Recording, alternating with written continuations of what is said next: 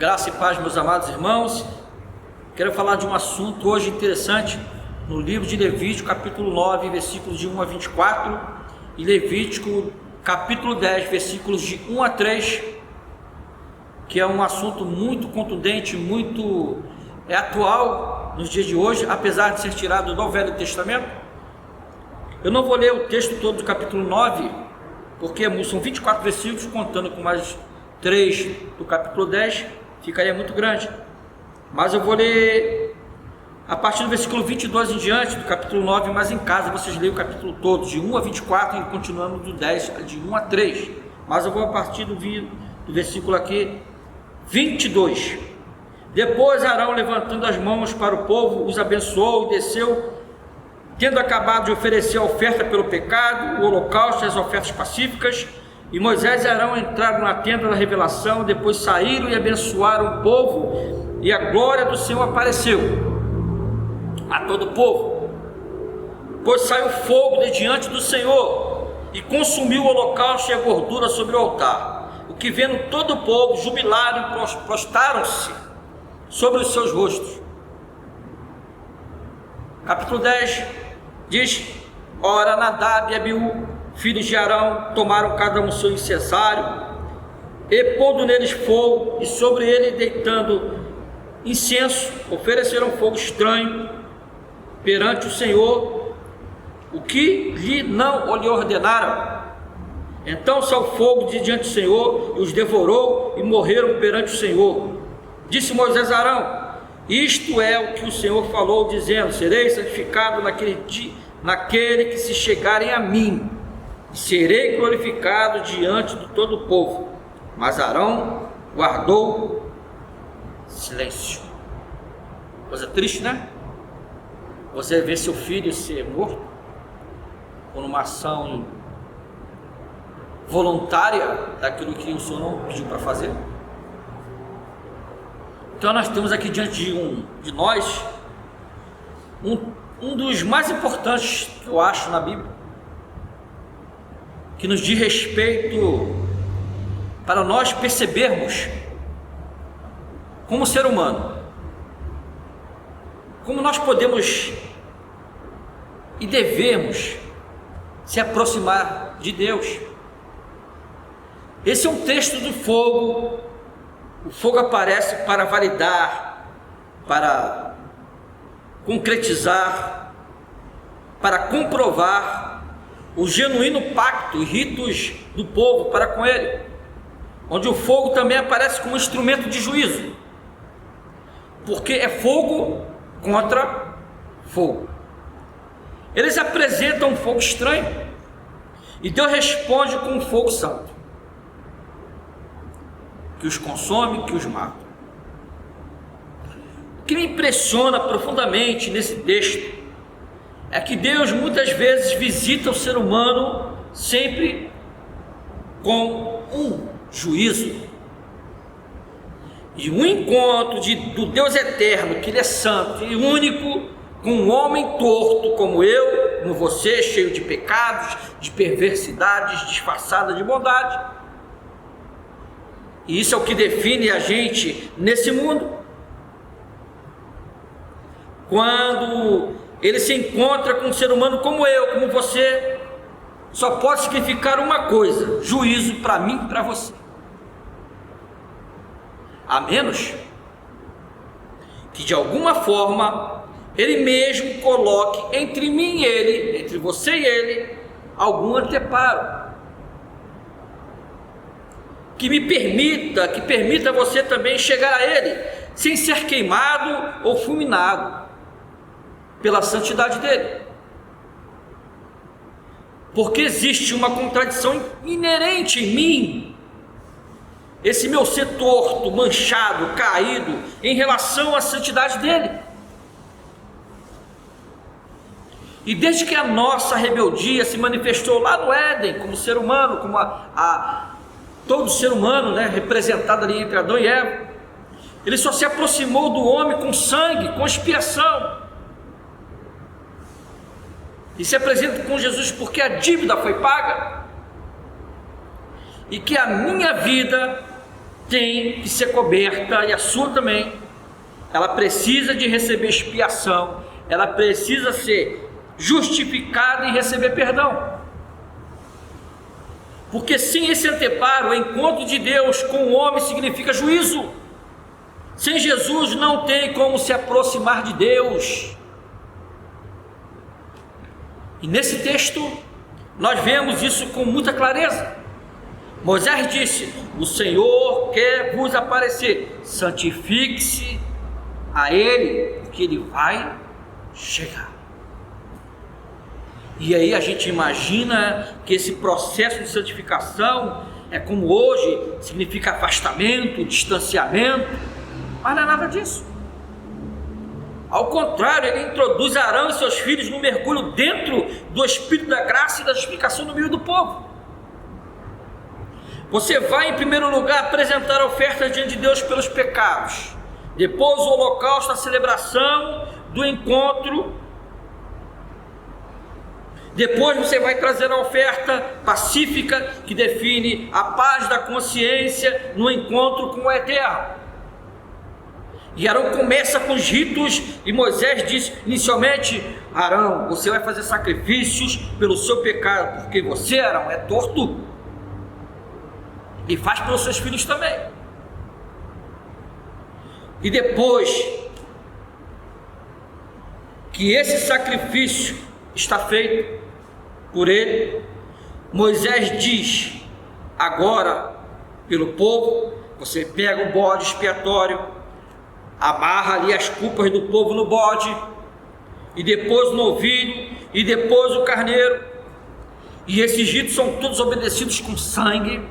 E depois que os ritos da graça são completos, no verso 22 diz: Arão levanta as mãos, abençoa o povo. Ele e Moisés entram na tenda da congregação, e quando saíram da tenda da congregação, abençoaram de novo o povo, e aí a glória do Senhor apareceu, e o fogo santo caiu e consumiu a gordura, o holocausto do altar. E o povo vendo deu glória a Deus, se prostraram com seus rostos na terra. E coisa linda, e aqui podia terminar o texto, porque foi uma coisa maravilhosa, graciosa. Pronto, terminar o texto. Mas o texto continua. E é nessa segunda parte que eu quero que vocês entrem comigo nessa reflexão. Haviam dois moços, Nadab e Abiú, e eles viram o fogo cair do céu e disseram: poxa vida, tu viu? O povo estava tudinho ali, rapaz, o fogo caiu. Por que não fazemos um espetáculo aqui, rapaz? Ficou uma coisa grandiosa.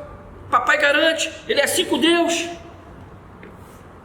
E aí, Bill, vamos ou não vamos?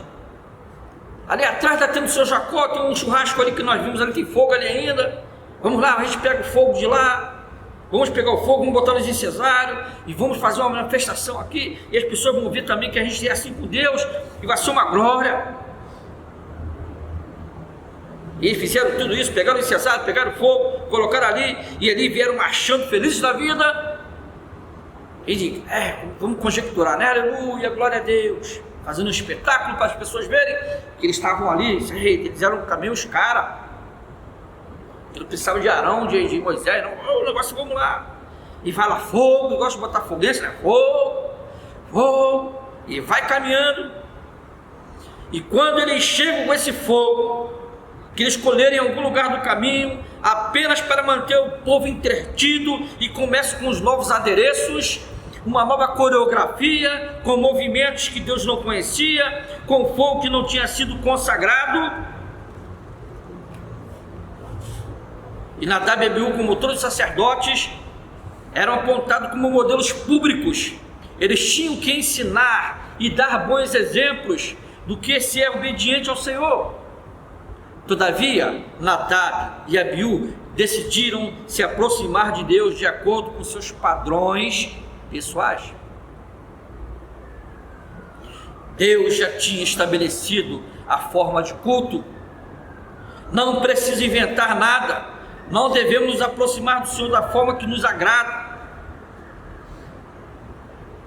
Como culto bom para mim, tem que ser assim, tem que ser assado. Cuidado com essas coisas que estão inventando, estão aproximando, adentrando dentro da igreja, com oração para os objetos. O paganismo vem entrando, é lenço ungido, é saquinho de sal. Esses adereços que Deus não coloca porque não precisa disso mais. O Senhor já estabeleceu um culto. E nós temos lutado pela Assembleia de Deus voltar a ser clássica, como era, para esse neopentecostalismo não entrar dentro da igreja com esses adereços que não pertencem a Deus. E Deus derrama fogo do céu e mata Nadab e Abiú. Agora pense agora em nossos filhos. É realmente triste. E a pergunta é: que tipo de fogo essas novas gerações estão tentando apresentar para Deus? Será que estão criando na mente dos meus filhos a ideia de que Deus não é Deus? De que a graça não é graça? De que o sangue de Cristo não é tão importante assim? De que a cruz não é essencial? Será que entrou na cabeça deles que diante de Deus vale tudo? Vale o show, vale o espetáculo, vale a encenação, vale a performance, vale pegar fogo de qualquer lugar e trazer diante do Senhor?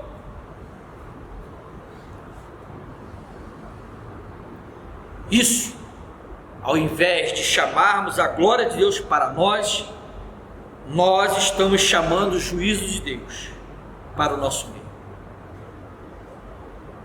E olhando para o texto, me revela duas possibilidades. Eu posso mergulhar num projeto espiritual com pessoas imperfeitas, mas que tenha consciência de que adorar a Deus, onde o nosso louvor é acolhido, validado por Deus, que tem sua base a cruz do Calvário, a expiação do Cordeiro.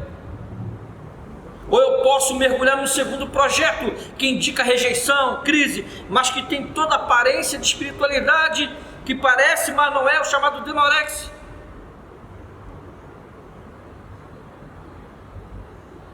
Sem conteúdos, com fogo falso. E o que diferencia uma coisa da outra? Estamos aqui diante de duas coisas muito parecidas, mas que têm resultados totalmente diferentes. Uma com a glória de Deus, uma outra com o juízo de Deus. Pense bem em qual caminho, qual projeto você quer entrar com a sua vida.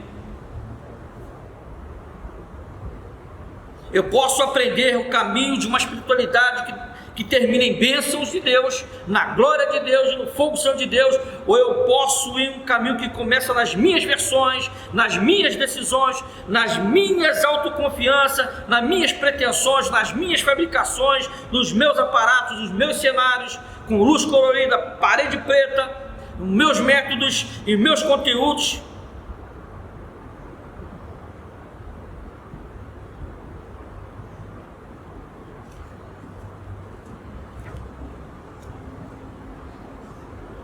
Qual a diferença de uma para a outra? E eu te digo, ouça o que o Espírito diz à igreja. Cuidado onde você tem colocado os seus pés. Irmãos, essas duas espiritualidades ou caminhos estão vivas no meio de nós. Nós temos hoje dois caminhos a escolher. O que a gente quer da nossa vida? Se nós queremos o caminho da sã doutrina e da graça de Deus, ou quer ir pelos caminhos do falso evangelho, do evangelho fabricado pelo homem. Discernir isso é fundamental, porque assim nós conseguimos definir que tipo de vida espiritual é essa que nós temos. E o que vamos ter de resultado nessas nossas escolhas? Elas crescem lado a lado. Mas o que torna esses projetos tão diferentes? Primeiramente, pense nas características desse fogo que vem de Deus. Como a gente define o fogo que vem de Deus? Do fogo estranho. Esse fogo de Deus tem procedência. O fogo válido é o fogo que tem para oferecer o que Jesus fez em Hebreus capítulo 13. Nosso altar hoje é de outra dimensão. Jesus mesmo é aquele que teve o corpo queimado como sacrifício fora do arraial, conforme o rito descrito no Levítico capítulo 9, versículo 11. Esse fogo transforma e ele muda e forja o caráter da pessoa. Essa é a diferença desse fogo. Toda manifestação que não começa na cruz, não pertence à cruz e nem se conclui na cruz. É o movimento de Nadab e Abiú, que começa com adereços ruins e acaba com morte. Onde está a cruz na nossa vida? Eu te pergunto, qual foi a última mensagem da cruz que você ouviu? Quanto tempo não se fala em arrependimento? Quais os temas mais falados em nosso meio? Você pode, você determina, você tem o poder, você declara, você libera, você conquista. Não é mais a fé em Deus, é a fé da fé. E a cruz com a sua mensagem foi colocada de lado. E quantos estão embarcando nessa espiritualidade de Nadab e Abiú? Sabe por quê? Porque ela é muito fácil. Ela não exige nada, não toma seu tempo, não tem que fazer exercícios de consciência. Mas o caminho da cruz nos mostra tudo diferente. Diz que é preciso submissão, é preciso uma dependência total e final, que tudo vem dele. A nossa suficiência está nele. O que você faz está nele. Se você está na igreja é por causa dele, se você canta é por causa dele, se você prega é por causa dele, tudo que você faz é por causa dele. Agora o outro caminho está ao alcance da mão. A gente compra ali na esquina, a gente aprende a fazer, não precisa chamada e aprovação divina, a gente imita até os dons de Deus.